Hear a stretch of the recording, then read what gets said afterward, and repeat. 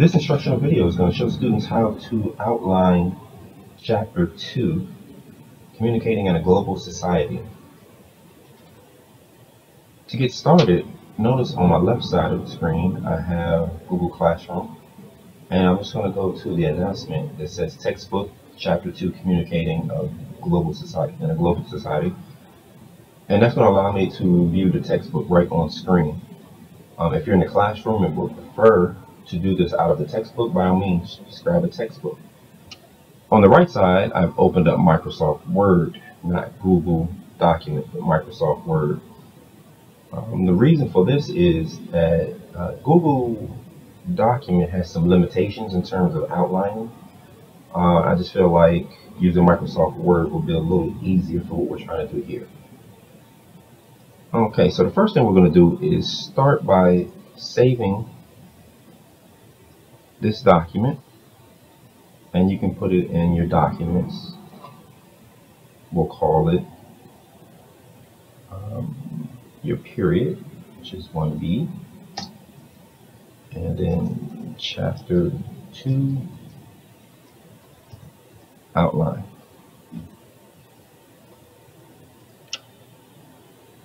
First thing you're going to put on here is your name. On the second line, you're going to add the date. I'll show you a quick little trick that I learned years ago using Microsoft Word. If you don't want to type the date manually yourself, you can just go to Insert, Date and Time, and then you can choose from various formats. But I always prefer for my assignments that students use this particular format, the one that has the day of the week, the month, year, and the date. Make sure you do not click Update automatically. Hit OK, pops it in there automatically for you. Name of the course on the third line. And on the fourth line, period 1B, press Enter 3 times. Go back to my Home tab. I'm going to do 3 things with the title. I'm going to turn my caps lock on. I'm going to center, and I'm going to bold. We're going to name this Chapter 2.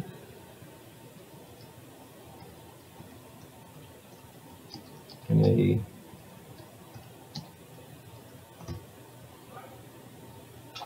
communicating, correct that, in a global society. Now, while I have my caps lock and my bold on, I'm going to press Enter 3 times and then change just my alignment back to left. But I'm going to leave my bold on. I'm going to leave my caps lock on. First thing I'm going to do is click the numbering icon. That gives me a number 1. But since we're doing outlines of a chapter, the first level of an outline are Roman numerals. So I'm going to click the drop down and change that to Roman numeral. So now I have a bold Roman numeral number 1. Now I'm going to just snap this to the right by clicking this title bar and throwing it off the screen, and that'll snap it to half of the screen on the right. I have my textbook here on the left, and we're not going to actually read the chapter yet. We're just skimming through it, and we're going to outline it, and then that will actually help us break down the textbook, which makes it easier for us to read it and obtain the concepts. So we're going to go down to the next page, and notice the first heading that we come to in red is called Global Workspace.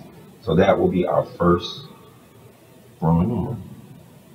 And remember, it's in all bold still, because we never turned it off. Global Workplace. Then I'm going to press Enter 4 times. 1, 2, 3, 4. I'm going to go back up here and turn my numbering back on, and it should automatically give you a Roman numeral 2 that's still bold. And we're going to keep scanning the document, looking for the next red heading, and here it is. So, communicating in a global society. society. Press enter 4 times. Turn the numbering back on. Keep scrolling. Looking for our next red heading. Alright. Here it is on page 46. Overcoming barriers. Okay. And then after overcoming barriers, press enter 4 times. 1, 2, 3, 4. Turn the numbering back on. You get Roman numeral 4. And then the next heading is diversity in the workplace. Scroll. Okay, on page 51. And we'll turn that back on again. We have ethical communication. 52. Okay, that seems to be it. So we have 5 headings.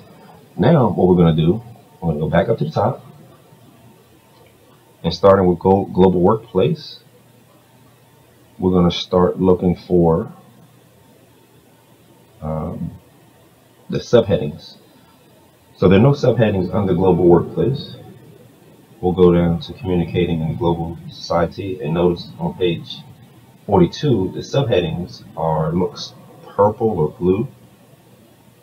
Okay, so we'll go under between Roman numerals 2 and 3, right in the middle, which is why we pressed enter 4 times.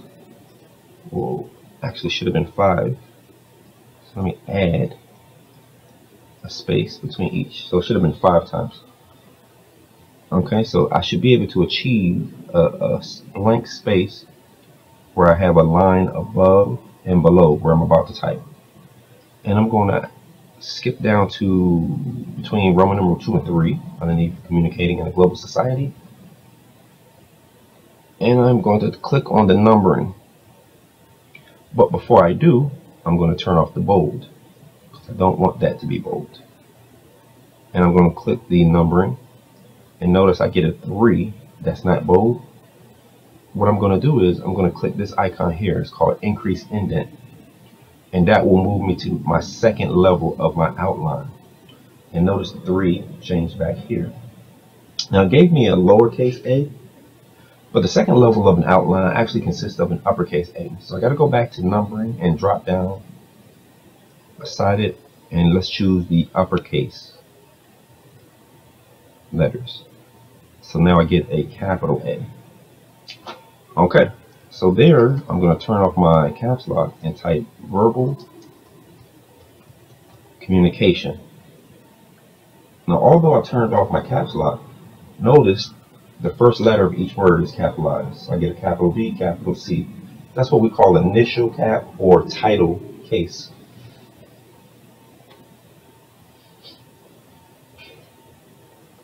All right, moving along. Under that section, we have written communication as a subtitle. So we're going to press enter. We get a B automatically.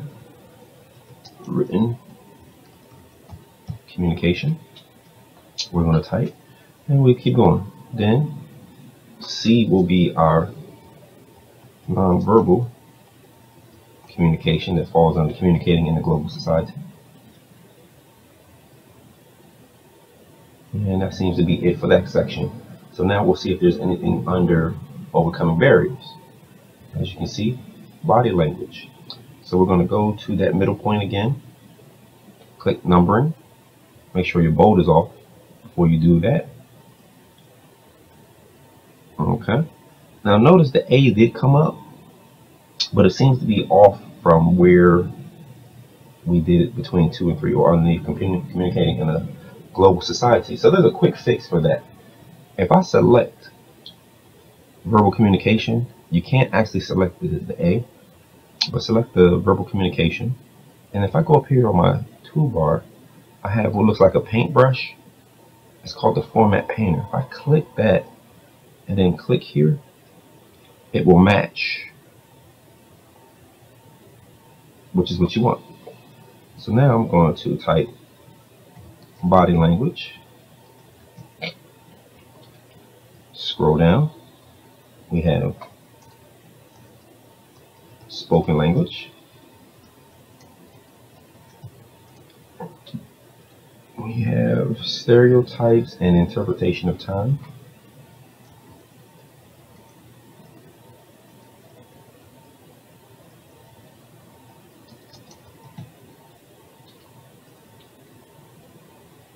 personal space, and I think that's it for that section. Something I want you to notice is before and after every Roman numeral you have a blank space, and that's the only time you have space in this outline is before and after a Roman numeral line, but everything else will be single space in between. Alright, let's see if we have any more subheadings. We do under diversity in the workspace, so that would be Roman numeral 4 here. We'll click that again. And once again, I have to fix that with the format painter. Okay. Let's see. Culture. I did not turn off my bold, so I'm going to undo that. Turn off my bold first, then the numbering. I can format paint it to fix where it belongs. Let's see, let's type culture first, and let's see if I can fix that.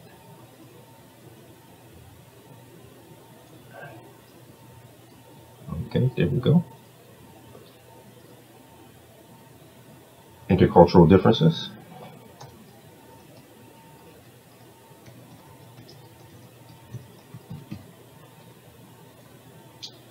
Gender.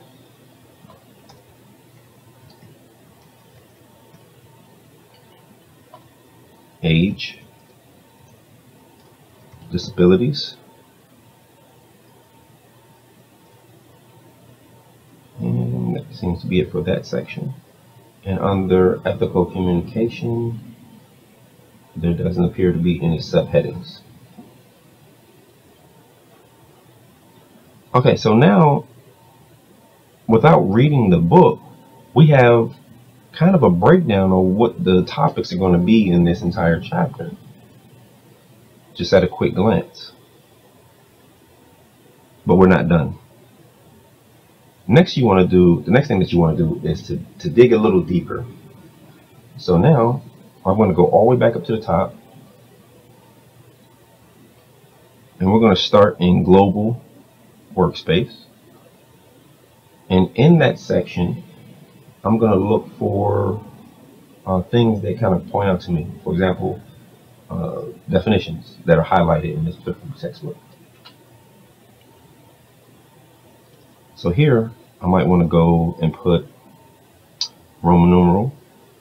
I'm going to format paint this again. And I did not turn off the bold, so let me go back. Make sure you turn off that bold. The only thing that should be bold are the Roman numeral lines. So let me format paint that. Got my A. Okay, so the word global society, I'm not reading the chapter yet, but I can just from glancing at it see that global society is highlighted, meaning that it's one of the definitions or vocabulary terms. So I'm going to type global society space hyphen space, and I might even want to put an underline on that so that I know that it's a definition or word that I'm defining or term I'm defining. It says the ability for worldwide communication and movement has created a global society in which goods and services are bought and sold both inside and outside of the country origin. From this point, you can use your own definition, or you can try to read the context of that sentence to pull out your own definition, or, whatever you want to put as your definition here. So I'll put something like society and which goods and services are bought and sold both inside and outside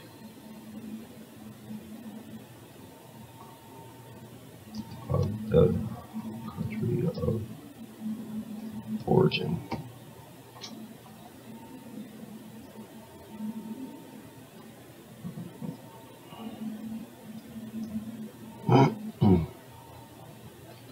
Okay, so just at a quick glance, I don't see anything else that stands out in that particular section. So I'm going to move on to next. And remember, I haven't actually started reading the book or the chapter yet. Okay, so we're going to go down to the next section. And something that kind of stands out to me under verbal communication are these bullets. So I'll come back to that though. We'll come back to that in a second. So right now, let's just look at anything that's highlighted yellow. Okay, so that highlight yellow seems to be under the verbal communication on the part 2. So I'll go here after verbal communication. I'm going to press enter. It's going to give me a B. And then I'm going to actually go back to my home tab and I'm going to increase my indent. So it goes to third level. The third level of an outline consists of numbers. Notice it gave me a lowercase Roman numeral. So I'm going to go up here again, change my numbering so that it's numbers with the period. And that's what my third level should consist of. So I'm going to put underline, enunciate, take off the underline, space hyphen space, and to enunciate, as you can see right here, is to clearly pronounce words and speak slowly enough to be understood. So let's go ahead and put that. Clearly pronounce words, hyphen, hyphen, and speak slowly enough to be understood.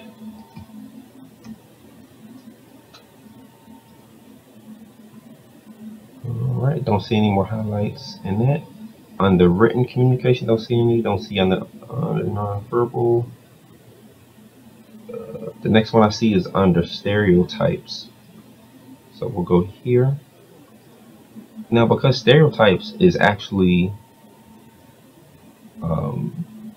letter C, we don't have to put a sub of that. So I'll just hit space hyphen space there. And go back and select that and put the underline on that, so we know that it's a definition. Alright, and in the book it says classifying or generalizing about a group of people with a given set of characteristics. And that is the definition of stereotyping. Alright, keep going. Diversity, which is under diversity in the workplace. Okay, so I'm going to make diversity A.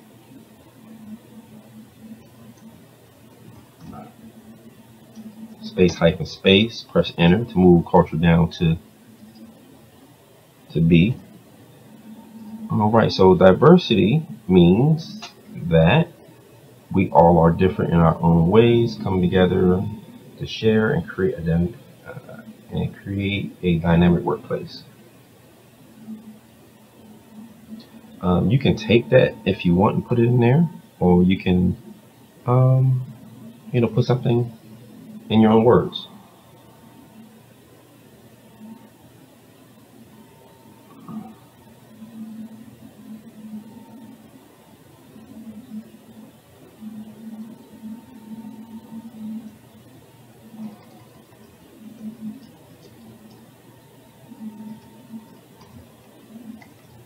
Different And on the way to share and create a dynamic workplace. Correct this word. All right. And culture. Space hyphen space. It says culture is defined as shared beliefs, customs, practices, and social behavior of a particular group or nation. That sounds good to me. Shared beliefs, customs, practices, and social behavior of a particular group or nation.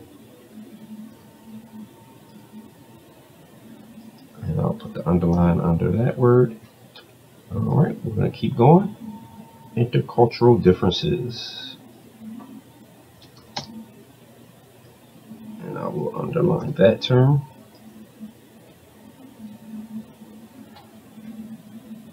Let's see.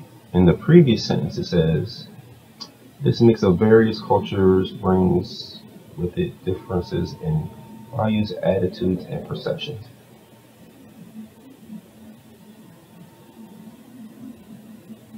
Okay. So I can infer from that that it is a mix of various cultures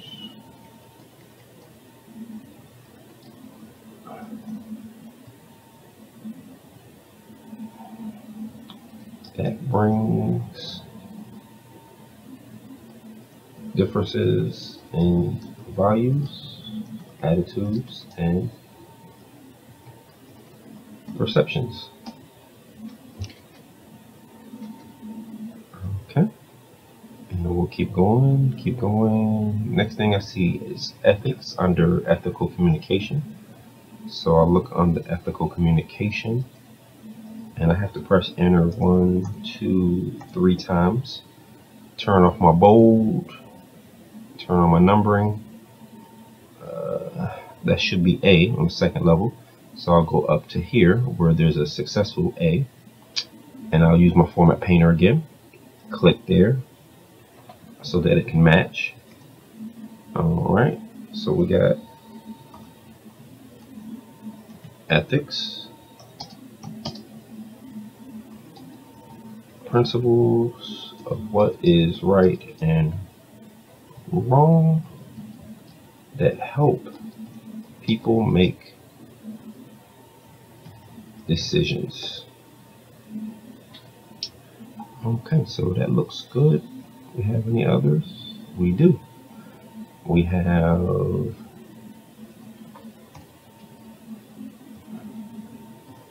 notice I put the underline on that. Turn it off. Space hyphen space.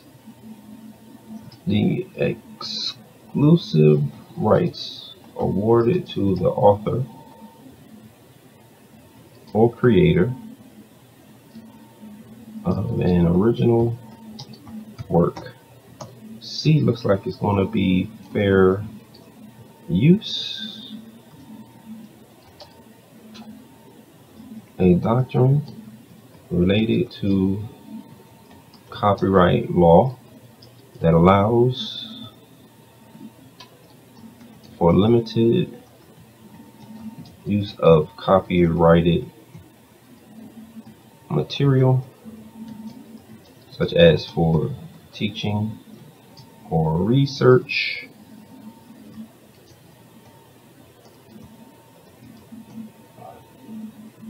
without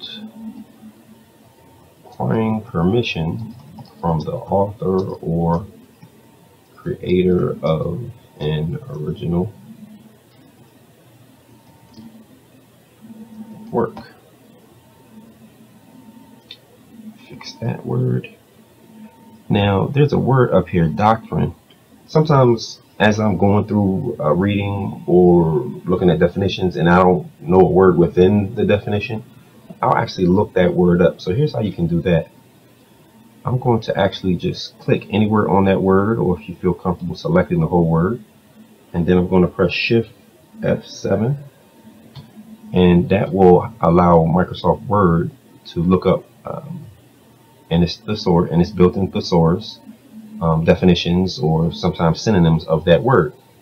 So a doctrine is a policy, principle, set of guidelines. Okay.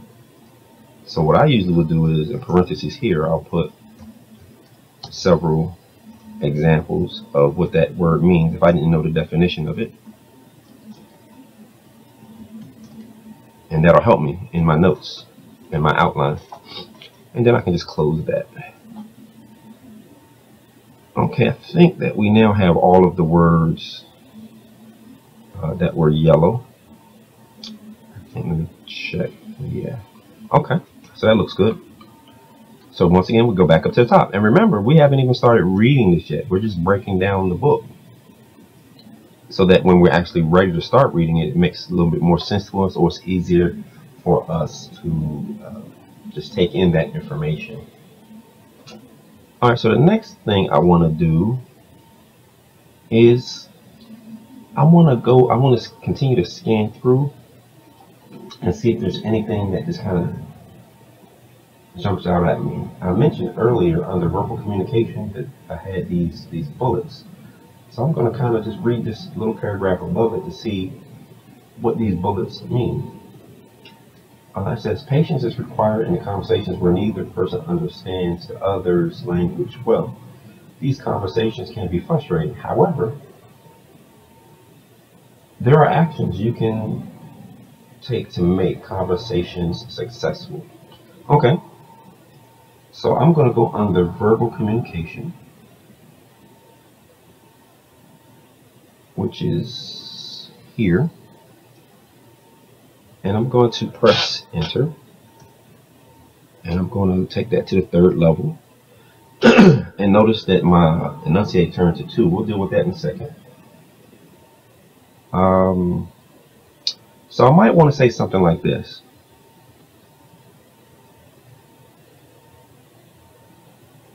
There are actions you can take to try to make yourself successful. So these are actions you can try to make conversations successful. Then I press enter, and then I'm going to my fourth level, which is supposed to be lowercase letters. And then I will put in speak slowly and clearly, write questions, learn to listen,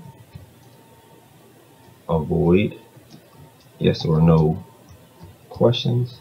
And notice as I'm typing these, I'm typing them all in lowercase because on the fourth level, everything is lowercase.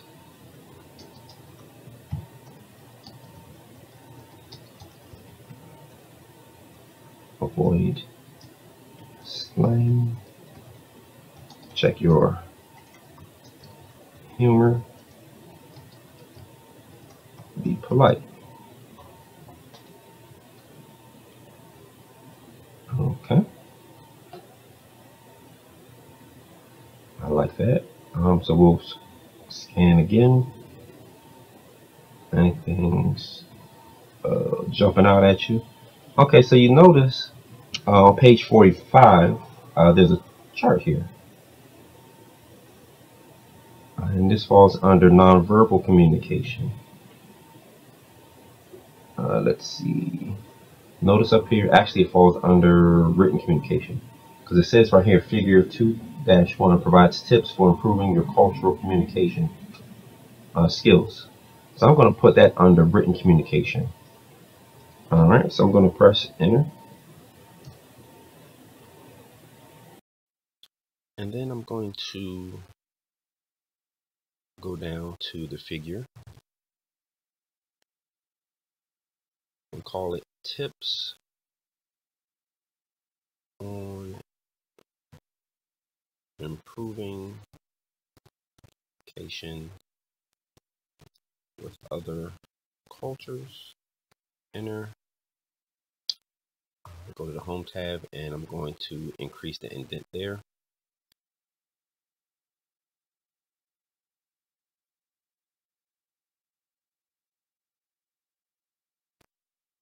Listening skills. It says work on improving your listening skills. Active listening can be helpful in understanding what is being said and interpreting the meaning of what is being said. So I'm just going to put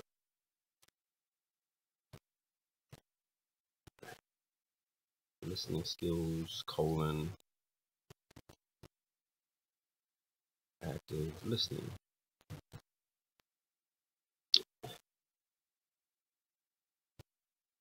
Speaking skills.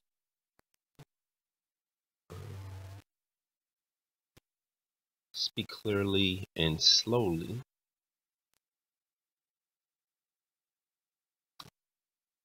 What we know is to enunciate, which we learned from earlier. It says also be sensitive to your audience so that you can encourage or affirm the communication. So I'll just say enunciate and be sensitive. So you don't have to copy everything word from word from the textbook, but you can just kind of shorten it. Just so that if you need to go back and look at these notes, your outline that will become your notes, you can just kind of quickly glance. Observation skills. Work on improving your observation skills. Do you look at your surrounding?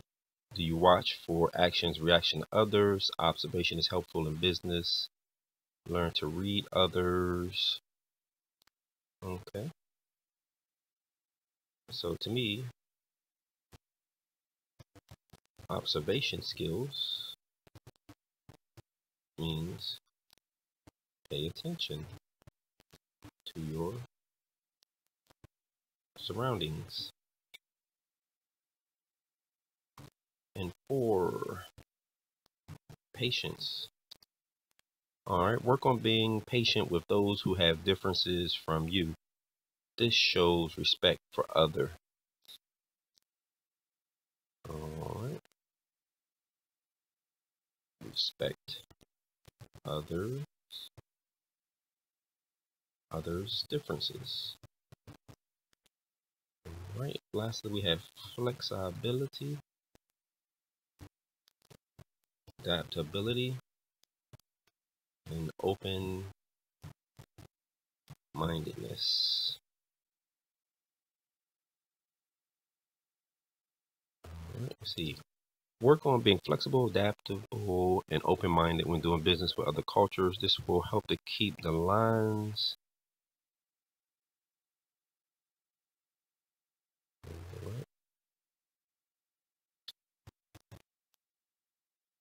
Keeping your mind open will keep the lines of communication open. Okay, so let's keep moving through the document. Let's see if there's, or through the chapter, see if there's anything that just kind of stands out.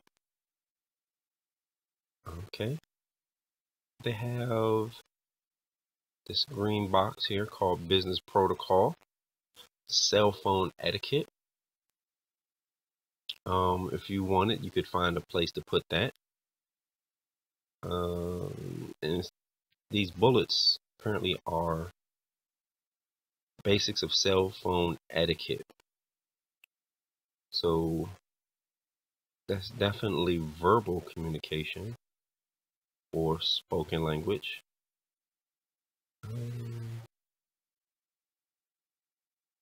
So let's see. Let's go ahead and put that under.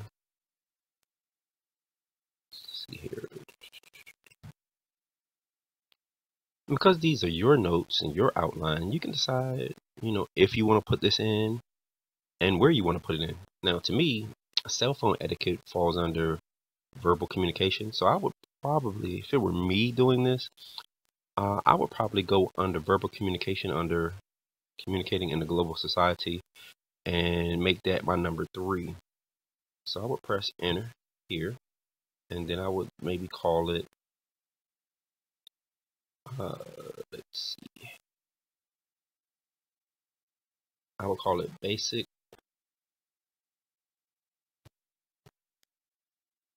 cell phone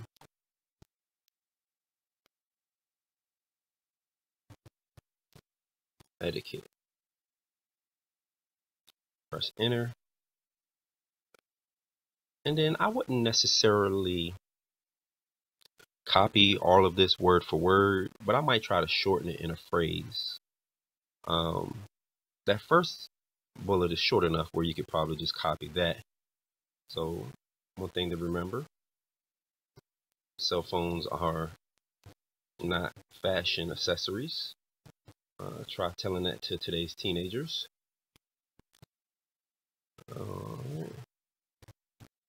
B, when at a meal or in a meeting, leave the cell phone on vibrate and in your pocket or purse. Do not place your cell phone on the table.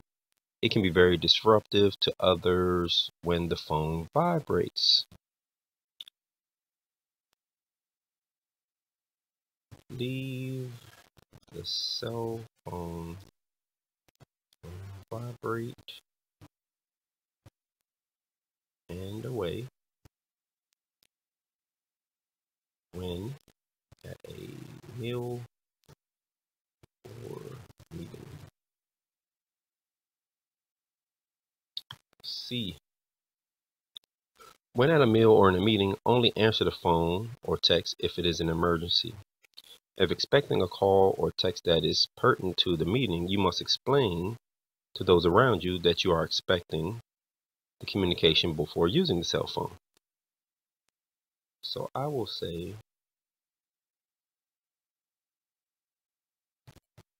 during a meal or meeting, use the cell phone only in cases of emergency.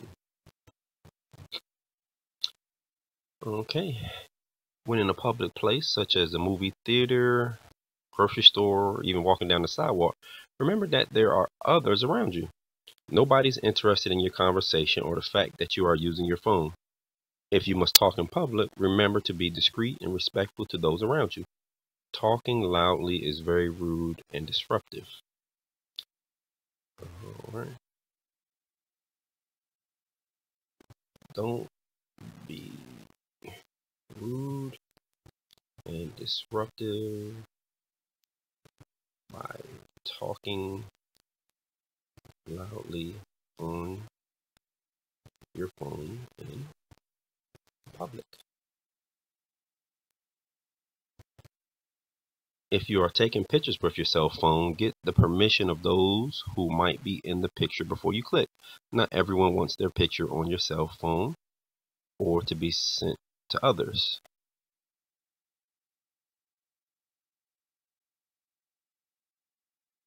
If taking pictures in public, get permission.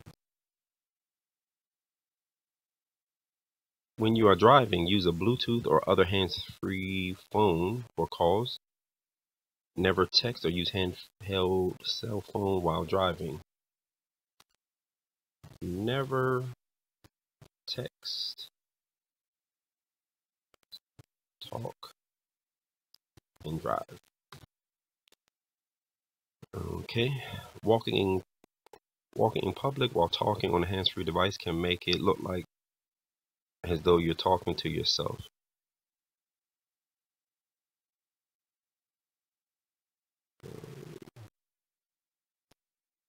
Talking on a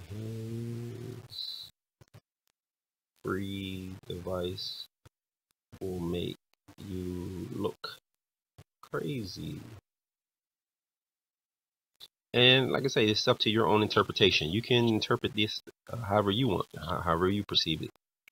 I'm gonna continue on, see if there's anything else we might want to include. Okay. That's good. Okay, over here I noticed there's some more bullets. and this falls under ethical communication. And it says, when creating documents that represent your organization, ask the following questions to make sure the information is ethical. Okay, that's good. That's good stuff. So we'll go down to ethical, and I'll just put it under ethics. I'll make that my Roman numeral 1. So that's level 3. When creating documents that represent your organization, ask the following questions to make sure the information is ethical. And I'm going to move this to the 4th level by increasing my indent. Has confidentiality been honored? Has privacy of the company been protected?